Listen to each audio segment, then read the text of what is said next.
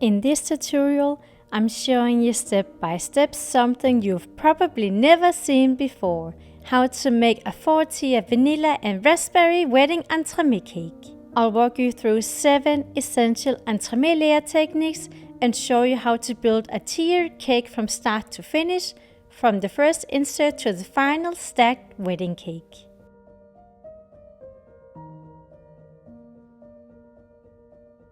My name is Jytte Lindberg and I'm a self-taught cake artist and recipe developer. In this video, I'm going to show you how to create the most outstanding 4-tiered vanilla and raspberry entremet wedding cake. This video will teach you how to master 7 different entremet layer techniques: a moist vanilla cake, a crunchy hazelnut Praliné and vanilla crunch, a creamy raspberry curd, a smooth raspberry jam, a velvety vanilla pastry cream, an airy raspberry mousse, and a shiny mirror glaze. And because this is a tiered entremet cake, I'm also going to show you how to make it stable. From preparing and freezing each tier, to glazing, stacking, supporting, and decorating the final wedding cake. You can find the full recipe on my website, which you can access with a subscription. The recipe includes the full 4-tier wedding cake version, but it also shows you how to make it as a smaller occasion cake, how to adapt it to different tier sizes, and I'm also sharing my recommended baking schedule. If you want to learn more about how to make elegant, layered, and delicious entremet cakes, you can now check out my online course, Master Entremet Cakes at Home, where I show you how to create professional quality cakes from start to finish, right from your own kitchen. Inside the course, I teach you my 5-step formula that I use for all my cakes: cake base, crunch, creamy element, mousse, and decoration. You'll also learn how to make 5 of my signature entremet cakes, different glazing techniques, discover recipe development and cake design, and also receive PDF troubleshooting guides and Excel recipe course material, giving you everything you need to start creating your own cakes at home. Alright, let's get started! The wedding season has started, so I thought it would be a fun project to show you how to make a tiered entremet wedding cake. I'm personally not a fan of traditional buttercream or fondant wedding cakes, so when I'm making wedding cakes, it has to be in entremet style. This means baking cakes that have several layers, textures, decorated with mirror glaze and chocolate decoration. I asked you guys on Instagram what the flavor of the cake should be, and the majority voted for vanilla and raspberry, which is also an amazing pairing. I'm therefore starting out by making my favorite vanilla cakes for the cake bases in these cakes. The first step is to mix all-purpose flour and cornstarch and mix in baking powder, baking soda, and salt. Since this is a vanilla cake, we of course has to use lots of vanilla beans. I here scrape out the seeds and massage the vanilla seeds into the sugar. To balance the sweetness of the vanilla cakes, I also add grated lemon zest that I also massage into the sugar until it has a sandy texture, because this is the best way to get a more pronounced vanilla and lemon flavor in cake batters like this one. I then cream soft butter with the sugar mixture until it has a paler color. I add eggs and egg whites and whisk again to combine before adding the dry ingredients and lastly buttermilk. This is a 4-tier entremet wedding cake with cakes of 10 cm, 14 cm, 18 cm and 22 cm diameter, where we need 2 cake bases per cake. I first measure how many grams I need per cake, as this is important to keep the layers the same size and weight proportionally across all the cake sizes. I bake the batters for 1 cake at a time, pouring the batter in 2 pastry rings, and bake the vanilla cakes at 175 degrees fan-assisted oven for around 13 to 17 minutes. Once all the cakes have cooled off, I trim the top so each cake is 1.5 cm tall. I put the first vanilla cakes in each of the pastry rings needed for the cakes and gently level the surface with a glass. I wrap the second cakes in cling film, as they will be added later on. Then I put the cakes in the freezer while preparing the hazelnut and vanilla crunch. If you know my type of cakes, you know that I don't do any cakes without crunch. So I of course had to include that here to make this the ultimate wedding entremet cake. The challenge here was to make a crunch layer that had a softer texture while still super crispy, as I knew a too hard crunch layer would make it difficult to cut the cakes and potentially add too much pressure to the cakes below. I therefore decided to make an altered version of my go-to Praliné crunch layer by adding less chocolate and adding more gelatin to give the crunch a softer texture that still would be crunchy. I chose to make the crunch with hazelnut, as I love the pairing of raspberry and hazelnut, and added roasted vanilla beans for a vanilla touch. I here start out by first making the Praliné by melting sugar to a golden caramel and stirring in roasted hazelnuts to cover them with the caramelized sugar. After the nuts have cooled off, I chop them in smaller pieces and blend them to a smooth hazelnut paste Praliné along with vanilla beans that I roasted in the oven to get that extra vanilla aroma. You'll see how the nuts first turn into a fine powder, then a dense paste, and finally a smooth hazelnut vanilla paste. The next step is to melt white chocolate, where I stir in lots of vanilla seeds, the hazelnut vanilla Praliné, add lots of gelatin, salt and lemon zest to balance the sweetness and add a bit of freshness. Like the vanilla cakes, there will be 2 layers of the crunch, so I first measure the batch sizes and then spread half of the batch onto the cakes. We'll save the rest of the crunch for later. I level the crunch layer with a glass and a spoon and put the cakes back in the freezer where the crunch needs to set before we can make the raspberry curd. When making a fruit-focused cream layer, I prefer making a fruit curd instead of a ganache, as a curd has a more permanent fruit flavor since it doesn't contain any chocolate. I'm therefore here making a raspberry curd to create a fruity smooth element that will balance the sweetness of the vanilla layers. I make the curd by whisking raspberry puree, lemon juice, eggs, egg yolks and sugar together in a pot, heating it to the boiling point while I keep whisking until the curd thickens. I then take the pan off the heat, whisk in soaked gelatin and cold butter. The butter will give the curd a smooth consistency and balance the raspberry acidic flavor. Lastly, I strain the curd and hand blend to get a fully smooth consistency. I here use a scale to make sure I pour the right amount onto each of the 4 cakes. I gently stir the pastry to distribute the layer evenly for a clean cake layer before putting the cakes back in the freezer where they need to set before we can add the raspberry jam. In addition to the raspberry curd, I also wanted another raspberry focus layer to balance the sweetness from the vanilla layers. I here chose to make my favorite raspberry jam that has a lovely smooth texture, which I think fits perfectly with the other cake textures we have in the cakes. I first mix pectin and sugar in a bowl and put it aside. I then boil frozen raspberries, sugar and vanilla paste until the sugar is dissolved and the berries are tender.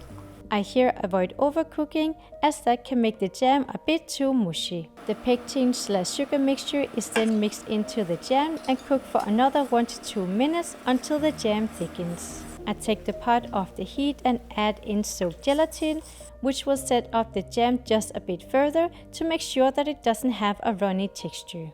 Like the vanilla cakes and the hazelnut crunch, we also need 2 layers of jam in the cakes. I'm therefore first measuring the first batches that we need for the 4 cakes, filling half of this in a piping bag and spread the jam onto the cakes. We'll save the rest of the jam for later. I level the surface with a palette knife and a spoon and put the cakes back in the freezer where they need to set before we can continue the assembling.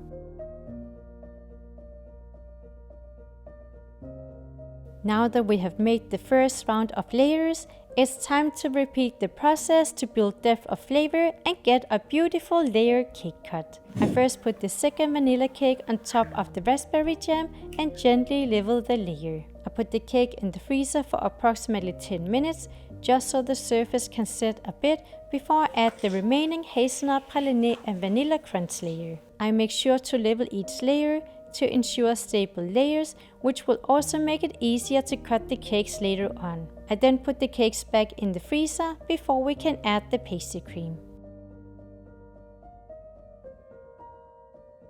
To balance the raspberry flavor and ensure a strong vanilla flavor in the cakes, I decided to make my go-to vanilla layer, my vanilla pastry cream. This pastry cream brings a perfectly balanced vanilla flavor to the cakes and a super smooth consistency, which pairs perfectly with the other textures. A classic pastry cream does not freeze well, as the egg yolks tends to curdle upon thawing.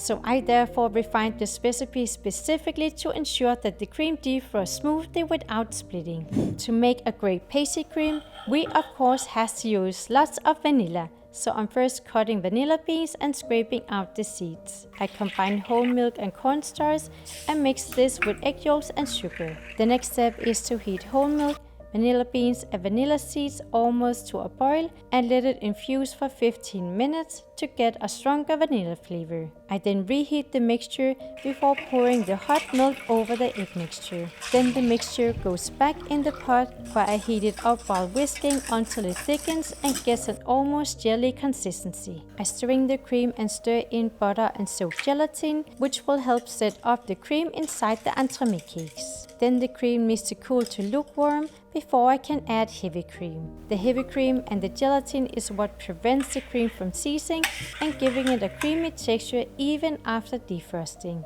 After the cream has set, I whip it to a smooth consistency with a hand whisk, put it in a piping bag before spreading the pastry cream on top of the crunch layer in the cakes. I here use a scale and a ruler to ensure that I'm adding the right amount of cream. I level the layer with a palette knife and a spoon and put the cakes back in the freezer where the cream needs to set before we can add the last cake insert with raspberry jam. For the final part of the cake inserts, we need to add a second batch of raspberry jam. This will ensure a balanced raspberry and vanilla flavor in the cakes and complete the cake layers inside the cakes. I use a piping bag to spread the remaining jam onto the cakes, level the layer, and then freeze the cakes fully overnight. To encase all our cake layers, I decided to make a raspberry mousse. This mousse is light and airy and has a balanced raspberry flavor that perfectly completes the cakes. I cook frozen raspberries, sugar, lemon juice and vanilla paste until the berries are tender. Strain the mixture and stir in soaked gelatin that will set up the mousse. While the mixture is cooling off, I whip heavy cream to a light layer with foam with soft peaks and gently fold it into the cooled raspberry mixture. I prepare all 4 silicone molds and pastry rings with acetate baking sheets, as the cakes will be taller than the molds or the rings, and first pour a very thin layer of mousse in the molds. The purpose of this is to make sure that the top of each cake is just covered with a very thin layer of mousse. This creates a smooth surface for glazing without adding too much extra mousse on top of the inserts. Because this is a stacked wedding cake, I wanted to avoid having a thick layer of mousse between the tiers, as that would add more weight and make the structure less stable. So the mousse should only lightly cover the top of the inserts. I then add the frozen cakes in the molds with the raspberry jam facing downwards and pipe the remaining raspberry mousse around the sides to fill the molds fully. I level the bottom with a small palette knife, and then all the cakes need to freeze fully overnight. To make this wedding cake in my signature style, I of course had to cover the cakes with mirror glaze. Not only does the glaze give the cakes a beautiful shiny surface, but it also has a practical purpose. It helps seal the cakes and creates a stable surface for stacking. Since we need a large amount of glaze to cover all 4 cakes, I'm preparing the mirror glaze in 2 batches. I make the glaze by first putting chopped white chocolate in a tall jug. In a pot, I'm heating glucose syrup, sugar, water and heavy cream almost to a boil, whisking in soaked gelatin before pouring it over the white chocolate. I mix with an immersion hand blender and add white food coloring paste to get an off-white color for the cakes. Then the glaze needs to cool to 34 to 35 degrees before we can glaze the cakes. I recommend glazing the cakes on the day of transport while they are still partly frozen, as this makes the cakes firmer and easier to move safely. Once the glaze has cooled, I place the fully frozen cakes on a baking cooling rack and pour the 34 to 35 degrees hot glaze over the cakes one at a time. I place each cake on a cake board, as that will make the cakes more stable once the cakes are stacked. Moving on to the most nerve-wracking part of making wedding cakes, supporting and stacking the cakes, because this part is crucial to make a stable cake that will last during transport, storage and serving. I remove the glaze excess of each cake by moving the cake around the baking cooling rack with 2 palette knives and place each cake on a cake board. The cake board will separate the cake layers, make it easy to cut the cakes, and provide a stable surface for each cake, which helps distribute the weight. If you are transporting the cake to a different location, I do recommend stacking and assembling it on the location as an extra precaution. I place the largest cake on a more stable cake plate, here a marble plate, as that will act as a base for the entire wedding cake and needs to support the weight of all the tiers above. Now that all cakes are placed on cake boards, I'm adding dowels cut to the same height as each cake. The dowel supports the cake boards above, so the weight of the upper tier is carried by the dowels instead of pressing directly onto the cake below. This is what makes the tiered cake stable when stacked, and then we can finally stack the cakes. I start by placing the 18 cm cake on top of the 22 cm cake by using 2 large palette knives, then the 14 cm placed on top of the 18, and lastly the 10 cm cake placed on top of the 14 cm cake. If the dowels are placed straight, the cake will be straight and stable. And now, remaining is just the final decoration.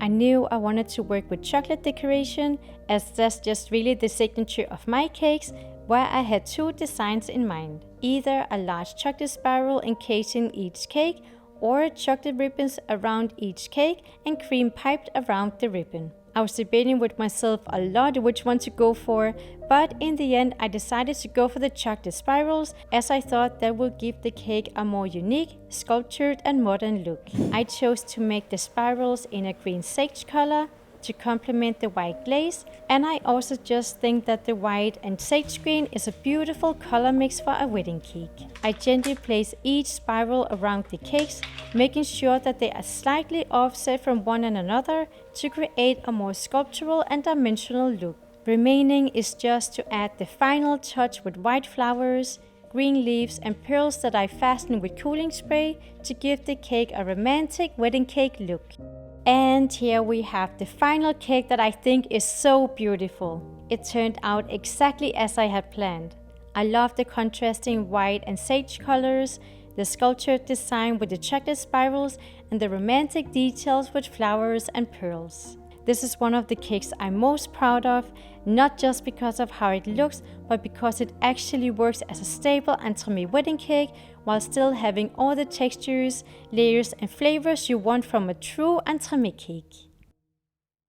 This wedding cake is honestly outstanding because it has everything that I think belongs in a wedding cake. All the right textures, like perfectly balanced vanilla and raspberry flavors, making sure that it's not too sweet, because I personally think that wedding cakes that are too sweet, it's not like you don't have space for that after a long dinner. So that's why I really wanted to make sure that the layers here are perfectly balanced. So we have a lot of raspberry, but also a lot of vanilla. And then we have a slight contrast with the hazelnut that I think fits perfectly in this cake. It has just the right amount of like smooth textures, crispy textures, and I've honestly gotten so many compliments when serving this cake. This really is an amazing cake, so if you are looking to make an entremet wedding cake recipe, I definitely think you should give this one a go. I hope you get the chance to make this amazing vanilla raspberry cake at home, and if you like my videos, make sure to subscribe. You can also check out my entremet cake playlist here. See you in the next video.